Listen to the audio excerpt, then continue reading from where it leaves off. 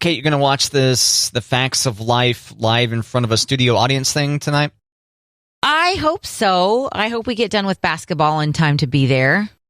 Oh, you got to cancel basketball and do this instead. Yeah. Jennifer Aniston. That's a pretty nice score, huh? Yeah, Jennifer Aniston is going to be on there, but Norman Lear, wasn't he the creator? Yes. He's going to be there with Jimmy Kimmel. Like, that's kind of a big deal that they brought back Norman Lear for this. Isn't he like 100?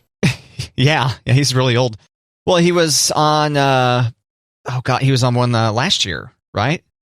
They did a live All in the Family. Did they? Yeah, and the Jeffersons. That. Yeah. The live in front of a studio audience franchise got its start in the spring of 2019.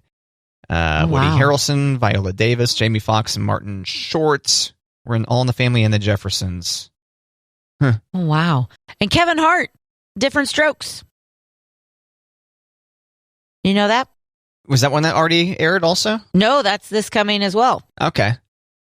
Yeah, so there's Facts of Life tonight. Sorry. Right, ABC. Yeah, hosted by Norman Lear and Jimmy Kimmel. John Lithgow is going to play Mr. Drummond. Damon Wayans is going to play, what's his name? Willis?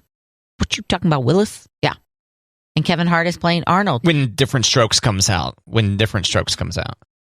Right? They're both tonight. Are they really? Yeah. Oh, yeah, it does say here. So they're like back to back. Yeah.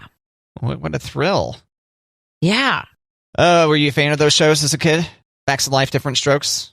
Yes. Mostly reruns, but yes. Same. Yeah, same here. Yeah, those were great shows. Different Strokes. Like you said, Jennifer Aniston and Kevin Hart, those are big pulls. It's like, okay, how much are they getting paid for this? No kidding. Because Kevin Hart, to be the short kid, what you talking about, Willis? Yeah. Like, that's got to be a big payday. And will he shave? Or is he going to be Arnold with a beard? Yeah, grown-up Arnold? I don't know. So, well, then that wouldn't be Different Strokes, right? What do you mean? He can't be grown-up Arnold. Why not? Because this is a recreation of the show. Oh, okay. Mr. Drummond would be dead. Oh, yeah. Mr. Drummond's 120 years old. Right. Good point. All right. I don't know. Maybe it's Arnold with a mustache and he's going through puberty. I don't know. Could be. Matt, are you planning to go to Vegas anytime soon? Maybe. I'm supposed to go there, I think, in April for the National Association of Broadcasters convention. Right? I think that's right. Well, it's got to be early April so that you can book your ticket to see Adele. She's in a Las Vegas residency. Oh, that's right. January through April 16th at the Coliseum, Caesar's Palace. Would that be one of the shows you would go see? Probably not. I'm too cheap. Like When in Rome? Wink. Too cheap. Okay. Do you think she'll indefinitely... Who's been there forever? Celine Dion. She's still there? Yeah. Do you think Adele will just continue? Do you think she'll just keep going? I don't know. There's a new casino / resort that Carrie Underwood has December residency, and then I think Katy Perry is January, and then somebody else was February. So it's kind of it's a popular thing to just go for a little bit, like commit for a month and be there, and then make all the money and the rest of the time off. Yeah, Bruno Mars ended up extending his run there a little bit. He was performing, I think, weekends in Vegas. He was the first big headlining act to go back to Vegas. But no, I probably won't see Adele in Vegas. No? Okay. How about you? I don't know if Adele is a big enough draw for me to go to Vegas in general. Is there anyone that's I don't... I've done Vegas. It was okay. I think there's other places that I'd rather go instead of Vegas. But, I mean, if money were no object, right? Maybe. Sure, yeah. If money were free. Yeah. I'd go to a lot more things. But in case you change your mind, tickets go on sale this Friday. Get ready. try to defeat the bots, right? Don't you think Adele in Vegas. Don't you think a bunch of scalper bots are going to be difficult to fight off? Probably. Because these shows like always sell out in like, 10 seconds and it was sold out. And then it's like, I guess I'm going to pay $500 to see Adele. Right, in the nosebleeds. If that. Maybe even just be on the same street as Adele. My brother taught me a little trick about tickets. It kind of sounds like cheating, but it's not. Let me just throw that out there. Hired your own bots? Get your own digital robots? So my brother went to New York City to a college basketball tournament a couple weeks ago, early November, okay? Okay. And they bought nosebleed seats. The cheapest seats they could get, okay? So they bought the seats. And then once they got into their nosebleed seats, they go into StubHub. Okay. To see which seats are still available. All right. And then they went and sat in those seats because they were still available. What do you mean? Nobody had purchased those seats. Okay. So what? StubHub can show you the seats that are still available. Yeah. In real time. So like if you last minute decided you wanted to go to that basketball game, you're like, oh, look, these seats are available. Quick, let's buy them. So once you're at the game, you can look at what seats haven't been purchased yet. And then move down. And then you just go sit there. Yeah. I see. That is clever. Is it cheating? Maybe. But if nobody's purchased those seats, then you're not really stealing those seats, right? Sure. Yeah. Right. It's like, you go to the convenience store, like nobody bought this bag of chips or this taquito, so I guess I'll just take it. Right, Kate? Right. Well, you'll still pay for it. Yeah. It's not like he snuck his way into the venue. He still paid for his ticket in. But then he got into more expensive seats. What a moral quandary, Kate. That no one was sitting in. Yeah. What a waste of seats. So somebody has to sit there. That's very nice of him. I know. So if you guys go to any like Sporting KC or Arrowhead or... and you want to upgrade your seat, just check the app like while you're there. Yeah. I'll go take those. Nobody bought these seats. Later. What's the worst thing? They check to see if you've got those tickets. The worst, what I think is the worst thing is that somebody actually does buy those seats and comes and is like, hey, you're in our seats. And you're like, okay. You check the app and go someplace else. There you go. Or you go back to your nosebleeds. What a great way. We had a good tip there, Kate. Yeah, thanks, Patrick. Have you ever upgraded your seats yourself? Like you go down, like, yeah, the Royals game is a classic example because, right, especially since you and I are of the age where we witnessed many, many years of miserable Royals baseball. Miserable. 14,000 people in attendance. And you're like, that's kind of generous. Are you counting the employees here? Move down to the seat there and then, just hope the ticket holder, I never felt comfortable doing that. Just I didn't want to have that deal where the ticket holder shows up and then I've got to pretend, I'm sorry for the confusion. Turns out my seats are a mile up that way. I mean, no offense when I say this, Matt, but if you won't amend like your food order because you're afraid of like drawing attention to yourself, I would be willing to bet that you would not be that guy that's like, hey, nobody's been in that seat for 3 hours. I'm going to go down there and catch the last inning. That's right. Yep, that's me. Yeah, so I've never taken advantage of this hack because I just learned it, but I might. All right, so the hack, again, you show up to the sporting event and you take out your phone, you get to StubHub and you see, okay, those seats are available. I'm going to go sit in them. Yes, that you already have purchased tickets for the event, though. You're not like just trying to sneak in. Yeah, you're just upgrading your seats. Yes. You buy the cheap seats, you show up, and then you get the app out, you see which nicer seats are available, and then you just go, okay, I'm just going to go take that seat. That's right. Matt, 12 Days of Christmas. Are you familiar with that song? I am. First day of Christmas, my true love gave to me. Partridge in a Pear Tree, Kate, and then so on and so forth. Okay. I was kind of expecting you to go further than the partridge, but Partridge in a Pear Tree, 2 turtle doves, 3 French hens. Yeah. Yeah. I was just trying to spare the listener my singing. Oh. Yeah, you know. Okay. So. Taking one for the team here. If you were to purchase all of the items on the list. Oh, right. Okay. Okay. If you were to purchase a partridge in a pear tree, 2 turtle doves, 3 French hens, 4 calling birds, 5 golden rings, blah, blah, blah, blah, blah, blah, blah, blah, blah. Yeah. Do you know how much you would spend? How much would all those things cost? Because I've heard these breakdowns before in the past. Yeah. And I know it's a lot. I'll go $100,000. No. If you were to, in the year 2021, let me make sure that's clear. In the year 2021, if you were to purchase all of those things, the grand total is $41,000. Oh, so much more affordable than I had thought. Right. But in 2019, it was only $39,000. Inflation, it's real.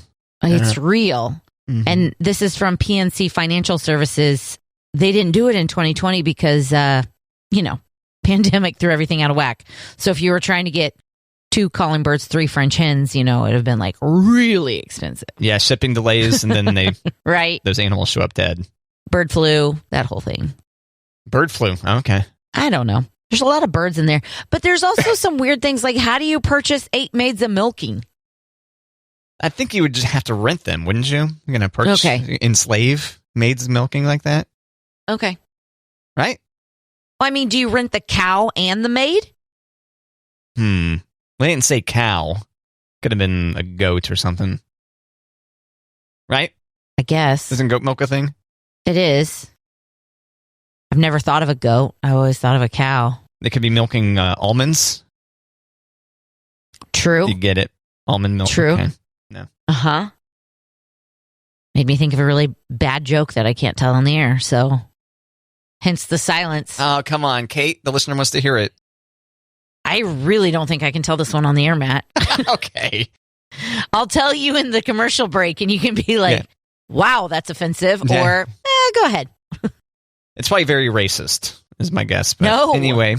It is not racist. Thank you very much. Okay. Gosh. Kate's telling racist jokes during the commercial break. No. Just kidding. Filthy jokes. Come on now. Yeah, dirty joke. Yeah, I think the listener knows you've got a dirty, dirty mouth. Well, I didn't make up the joke myself. Someone told it to me. It's one of those jokes that I can't forget. But it's something adjacent to or? Almond milk.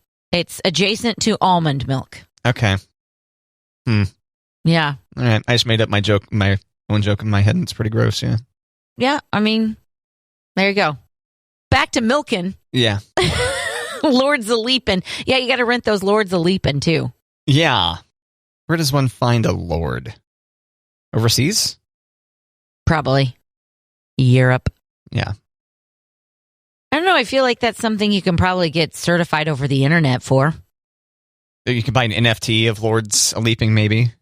Or, if people can be certified to be ministers over the internet, you can be an internet certified lord. Or maid of milking. Or maid of milking, yeah. Do you expect to receive any of those 12 days of Christmas gifts, Kate? I don't think so. I don't even think the 5 golden rings. Nope, I don't think so. I think that's the only one that'd be like, yes. Come on, Monty, step up. I know, but probably not. Yeah, I'm not a big jewelry person, so. I would love to see you walking around. You have 5 golden rings on. What? That's right. Did we talk about Magic Mike's Last Dance? We did not. This is a sequel to Magic Mike? This will be the 3rd Magic Mike. Oh, okay. Are you into these films? I have never seen them. Oh, okay. I think I'm disappointing a lot of people right now, but... Probably. Yeah, I hadn't seen them. Disappointing me. Haven't you seen them? Oh, yeah. Oh, yeah. It's a 24/7 viewing at my house. Matthew McConaughey, Channing Tatum. Yeah, got a dedicated TV just for that, yeah. Well, you do have HBO Max, because good news, that's where Magic Mike, the 3rd installment, Magic Mike's Last Dance, will be released. Okay. And it's not just like, at first I was like, oh no, a third one. But Steven Soderbergh is directing it. So I don't think it's going to be terrible, right? Okay. He's good. Does he have any association with the franchise prior to now? I don't know that much. Oh, okay. Channing Tatum, who's been in the first two, he will be in the third. So it's not like a release to TV with people you've never seen just with six packs. It's Channing Tatum. At this point, Channing Tatum, he's all fat? I doubt it. Doubt it? Okay. I doubt it. Is Matthew McConaughey in this film also? He is not in this one. Okay. Magic Mike Wikipedia. Quit asking me for money, Wiki. Hey, it's a free service. They only solicit money every so often. Okay, so the first one in 2012, directed by Steven Soderbergh. Okay. With Channing Tatum, Matthew McConaughey, Matt Bomer, Joe Manganiello, Alex Pettifer. What about Magic Mike 2? Bum, bum, bum. Go back to Wikipedia. Channing Tatum. Oh, not directed by Soderbergh. Okay. Channing Tatum, Matt Bomer, Kevin Nash, and Joe Manganiello. Okay. Kevin Nash, the wrestler? Probably not, right? Yeah, the wrestler. Really? Yeah. Kevin Nash was in Magic Mike 2? Yep. Wild. Mm-hmm. You should see the movie poster. It's a lot of tight jeans and six packs. All right. You're just going to trust me on this one? Not going to look it up for yourself? Oh, yeah. Am I going to trust you that these guys are ripped? Elizabeth Banks was in number 2. Well, now Kevin Nash Kevin Nash. Now it's a quality film, right? If you've got a wrestler in there. I do kind of want to check it out. All jokes aside. I mean, I was a little worried with the loss of McConaughey, but if you add a wrestler in there, okay.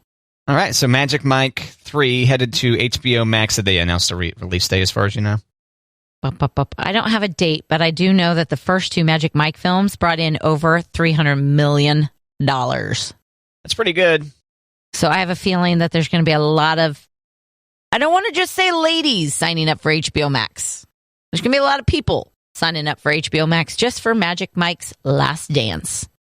Isn't that a fun title? I love it. Magic Mike's Last Dance. Like, I'm trying to get out of the game, guys. But what else do I do with these rock hard abs? I got to dance.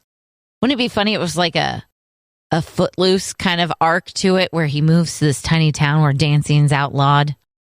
Stripping's okay, but dancing is bad. And yeah. I like the idea that he's let himself go. It reminds me of the old Chris Farley, Patrick Swayze sketch from SNL. Remember that one? The Chippendales. Yeah, they were Chippendales dancers, and Chris Farley is a very large, out-of-shape man, and Patrick Swayze was in incredible shape. I can't remember Patrick Swayze's name, but Chris Farley in the skit, his name's Barney, and the judges are talking about, man, this is really tough. I mean, Barney, you gave it all you had. Right. But it's like, turns out he's just got a much, much better body than yours. Oh, that's hilarious. And then they hug at the end. Oh, good times. Yeah, so to me, Magic Mike 3, Channing Tatum should get all fat for. Right? Oh, and then he has to, like, get himself back into shape. Exactly, for his last dance. Okay. What'd you think? Where they have to raise enough funds to save the clubhouse. Yeah, something like that. To save the strip club, yeah. Got to come out of retirement and kind of a Rocky style where they show him, like, working out in a barn. Man, we got to stop giving away all these free ideas. You and I may be able to write Magic Mike 4 together. I mean, I know you can get Matt and Kate everywhere, but do you think Hollywood's really listening right now? Yes. Yes. Of course. Through the magic of the internet, Kate, because you can live stream with the KJO app or KJO1055.com. The Matt and Kate podcast available on demand in your podcast player of choice. On demand. Make the choice decision to get it in there. Get it. And so, yeah, they're listening in Hollywood to the Matt and Kate podcast and streaming KJO1055.com or the KJO app. Hollywood. Up to no good. There's that Inglewood. My bad. All the woods. Are up to no good? Why not? Okay, is that an actual expression? Inglewood, up to no good. Yeah, I want to say it's Dr. Dre? Maybe Dr. Dre. Oh. Yeah. Yeah. West Side. Yeah. Showing my age there. Hey, Dr. Dre's at the Super Bowl halftime show this year. Yes, he is. Dr. Dre, Eminem, Snoop? Mary J. Blige. Mary J. Blige. Do you think it's going to be beeped a bunch, or are they going to self-censor? I bet you it's got to be self-censored. Censored. Yeah. Self-centered. It is, because that's the halftime show. Well, otherwise, yeah, there's going to be a bunch of silent beeps or whatever happening. Right. Where they just like, when they go to sing. Just kidding. Can't sing that. It's just the beats. That's all you hear. Kate, did you see that they fired Carson Daly from NBC's New Year's Eve? Okay. You see that? Did they fire him? Was it a mutual parting of ways? I doubt it. They probably fired him. Or maybe he was tired of working on New Year's Eve. Could be. Yeah, he's like, oh, my bedtime's too early now. But he's on the latest late night show possible, though, isn't he? Like 1 a.m. or something? Again? Is he? Or still? I know he was, but I didn't know he still had a late night. Let's find out. I don't, yeah, because I know he does The Voice and he does the Today Show. I don't think he has a talk show anymore. Oh, he doesn't? I don't think so. I think that went bye-bye when he started The Voice. Last Call with Carson Daly. Is that what it was? Or is that his original show? Total Request Live. Yeah, Last Call. Oh, 2002 to 2019. Oh, even later than The Voice. Looky there. Damn. So this time around, Miley Cyrus and Pete Davidson hosting. That'll be funny. Right? I hope so. Lorne Michaels, longtime SNL executive producer. He's on board with it? He's producing it, yeah. All right, then you're right. It should be funny. Miley's New Year's Eve party. That's funny that it's not like Miley and Pete's. It's just Miley's. Yeah, Miley. Yeah. And then Pete comes over and is like, hey, guys, I brought Doritos. Does he have a Doritos endorsement deal? No, I was just trying to think of what you bring when you're like coming to the party. And coming to New Year's Eve party, okay. He brought Smart Water. That's his endorsement. He's bringing Smart Water. Is he dating Kim Kardashian? Did somebody tell me that? Yeah. Wow. What? They are. I know, but I thought maybe there was something in your voice there. It's weird. Because of the age difference? Or? Kanye's all talking about getting the family back together, and Kim Kardashian and Pete Davidson are hanging out with Flavor Flav, and I didn't hear that part. Kris Jenner, and yeah, it's just weird. There is an age difference. I think Pete Davidson, is he still in his 20s? Certainly not. He's got to be in his... Yes, he is. Okay.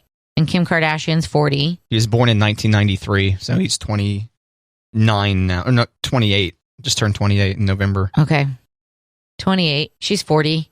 4 kids. A lot of baggage with her ex-husband. But, you know, I just think it's weird. Okay.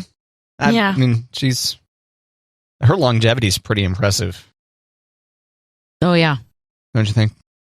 Yeah, but she's got lots of entrepreneurial, I knew I was going to mess that up, entrepreneurial endeavors that are wildly successful. Yes. Mm-hmm. Between like skincare and clothing and shapewear. Yeah. Yeah, she's worth well over $1 billion now too, right? Mm-hmm. There's this article in the New York Post, Why Women Fall for Pete Davidson. Our columnist included. Well, honesty. I mean, there's something to be said about guys who are funny. Yeah. I think funny guys are probably more attractive because of their personality than their actual physical looks. Does that make sense? Yes, and women are far less superficial than men. Yeah. At least when it comes to that. Not to say that there aren't people out there who aren't superficial or who are superficial. It's just that I think a personality can make someone more attractive than they really are. Oh, yeah, for sure. Yeah, it makes up for a lot of deficiencies in the looks department. Yeah. Good point. Did the article say why women fall for Pete Davidson, or is that just the headline? It says, how does he do it? And they go on to say, it's not brain surgery. Pete Davidson is both open and funny about the many challenges he faces, so on and so forth, blah, blah, blah, blah. He's an open book. He's also a genuinely nice guy. Well, he's close to his widowed mom, Amy, and loyal to his friends in show business and now, as well as to the many women who've found him irresistible.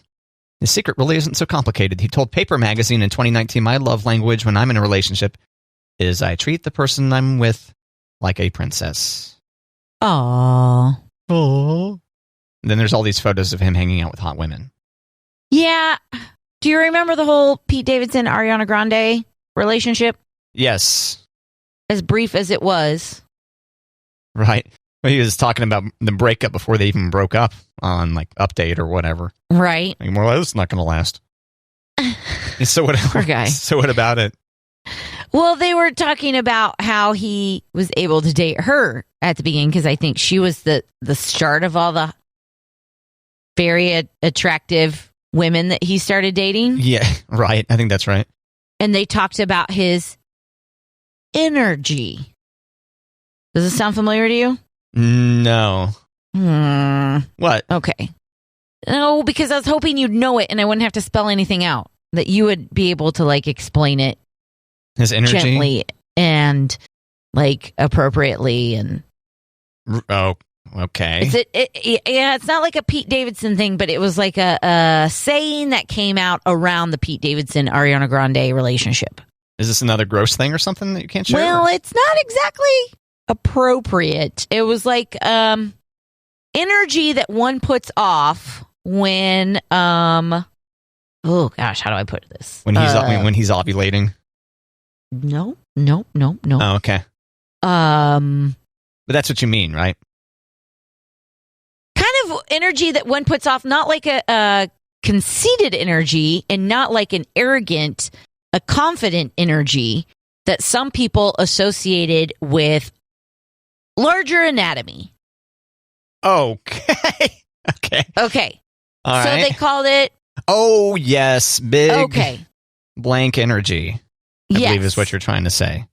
It is what the saying that I did not come up with. Oh, that's not a Kate original? No. He puts off that energy. Yes. Okay. That is something that is attractive to women when you've got that energy. I see. I understand. Yeah. But I think a lot of guys try to put off that energy and it comes off wrong. So just throwing that out there. Yeah, more comes off as a D-bag energy. Yeah. Yeah.